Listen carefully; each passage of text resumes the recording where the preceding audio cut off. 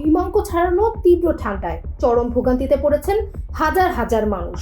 গত সোমবার দেশ জুড়ে রেল, সড়ক ও আকাশপথে ব্যাপক শিডিউল বিপর্যয় দেখা দিয়েছে। নেদারল্যান্ডসে টানা 4 দিন ধরে প্রচণ্ড তুষারপাত শুরু হয়েছে। দেশটিতে তুষার জমার কারণে তাপমাত্রা 0 থেকে -5 ডিগ্রি সেলসিয়াসের মধ্যে থাকছে। তীব্র তুষার ঝড় বা স্নোস্টর্ম চলাকালীন এই তাপমাত্রা আরও কমে যাওয়ার সম্ভাবনা থাকে। দেশটির রোটারডাম সেন্ট্রাল স্টেশনের ফুটেজে দেখা গেছে শক্তিশালী তুষারঝড়ের পর ট্রেনগুলো প্ল্যাটফর্মে দাঁড়িয়ে আছে। স্টেশনের ডিপারেচার বোর্ডগুলোতে কেবল ট্রেন বিলম্বের খবর পাওয়া যাচ্ছে। অনেক রুটে ট্রেন চলাচল পুরোপুরি বন্ধ থাকায় যাত্রীদের দীর্ঘক্ষণ বাস স্টপেজে অপেক্ষা করতে দেখা গেছে। অন্যদিকে বরফ জমে পিচ্ছিল হয়ে পড়ায় সড়ক পথেও যান চলাচল অত্যন্ত ঝুঁকিপূর্ণ হয়ে পড়েছে।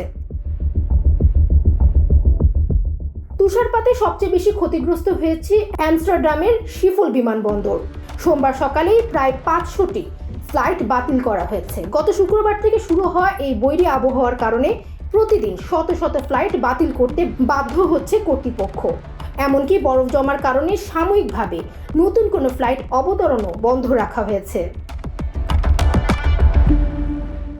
নেদারল্যান্ডসের আবহাওয়া অফিস দেশের অনেকগুলো এলাকায় অরেঞ্জ কোড বা মাঝারি মাত্রার বিপদ সংকেত জারি করেছে।